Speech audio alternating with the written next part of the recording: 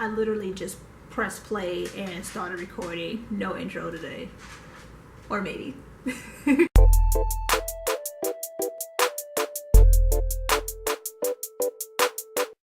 What's up, BookTube? It's Mia coming at you with another video. Today I am doing my June wrap up. I said I wasn't going to do the wrap up because I had already just did the mid-year book freak out tag, and I discussed a lot of the books that I read, but it just didn't feel right, so I'm just gonna go ahead and do it. And if I get a couple of repeats, I'm just gonna have a couple of repeats. So before we get into what I read last month, if you haven't already, hit the subscribe button, hit up the like button, hit up the bell button, hit them all, because that's what we do around here. So I don't know, guys, I'm giddy today. I don't know why. I know why. It's because this is my first day off. I worked like 6 days in a row and I'm exhausted, and I finally get a day to film. So yeah, excuse the smiles. But jumping right in, I do not have physical copies of these first two books because I got them from my library, but that is The Husband's Secret and What Alice Forgot, both by Leanne Moriarty. You know that is my favorite author right now. I'm loving her books. I gave both these books like I think 4 stars, maybe more like 3.5, closer to 4. The Husband's Secret is exactly what the title suggests. It is about a man and a wife.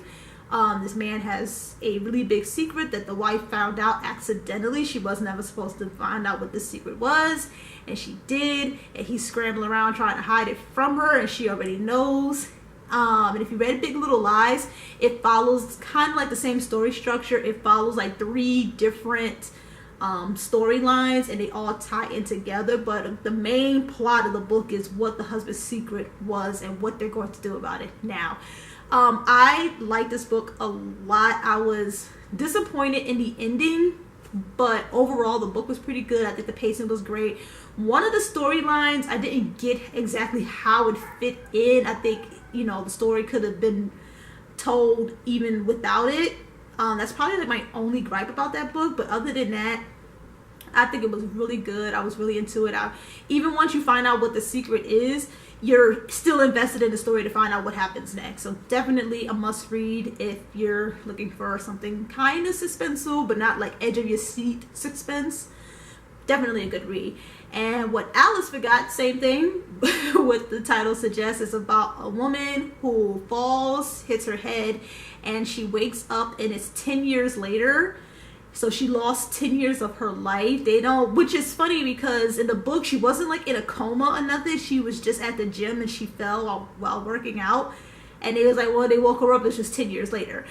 And everything that was great and positive and well before she hit her head is the complete opposite now. She is like divorced, she has kids, her and her sister, who was once really close, are like really distant now. So she's trying to piece together what happens, and everybody keeps telling her that, you know, oh, you know, it's just a bump on the head, your memory will come back, and when it does, all of this will make sense. And she just cannot believe it. And like the biggest plot in that book was like, she had like the best marriage in the world, and now everybody was like, you don't remember what happened? So like the whole book, you're like, what the hell happened to make them divorce? Even the husband was like, why are you being so nice? And it's not what you think.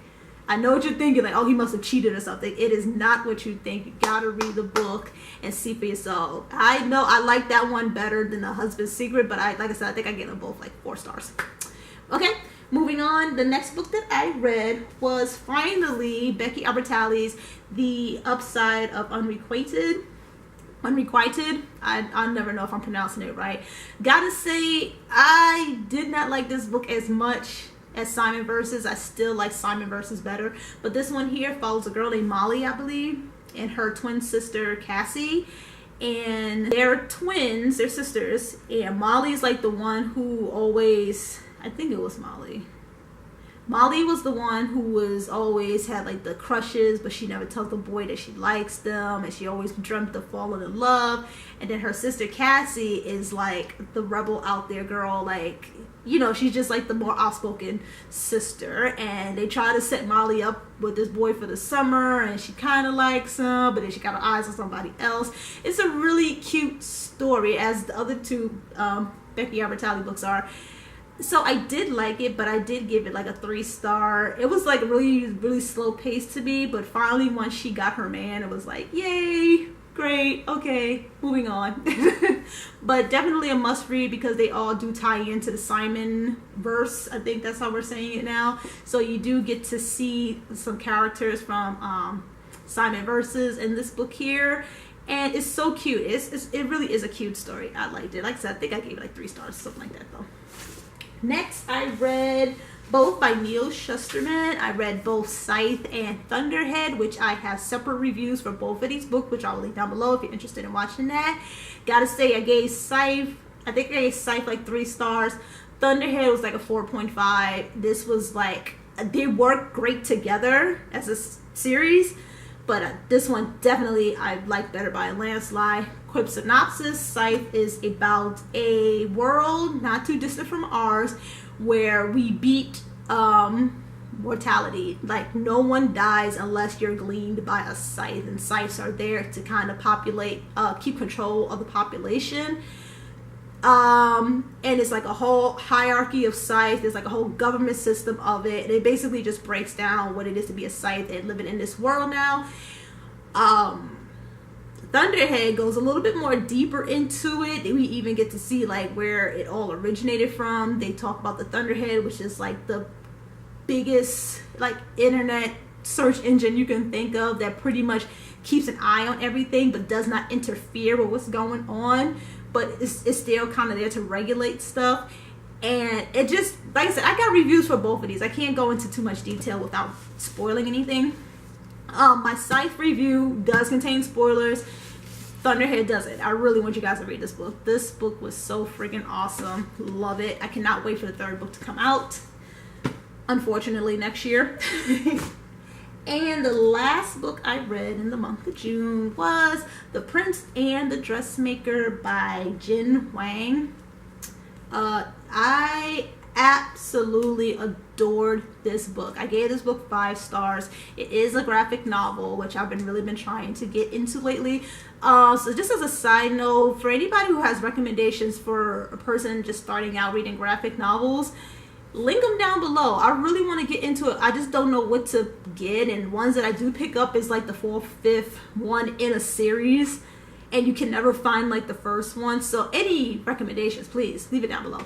But anyway, this is about a prince who pretty much likes to wear dresses. We don't it doesn't really, and which I love, it doesn't really state if he's gay or anything like that. He's a prince and he likes to dress up in women's dresses, very beautiful dresses. And he hires this seamstress, and he, you know, he's confident enough in her to say who he is and what he likes to wear, and she makes dresses for him, and they go out gallivanting in the world, and it is so freaking cute. Like, I loved it. Like I said, I gave it like 5 stars.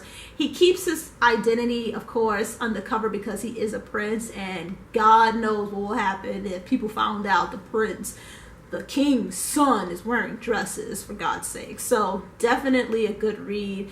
It doesn't get too political or anything like that. It's just a very, very cute read. I absolutely loved the ending. Like, this book made me happy, as I mentioned in my freak out tag. This is the book that made me happy so far this year.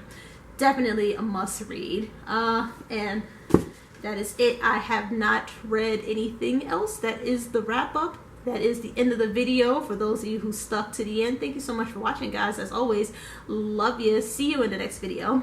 Bye, loves. These books so freaking much. It just was like unbelievable how much I love these books this year.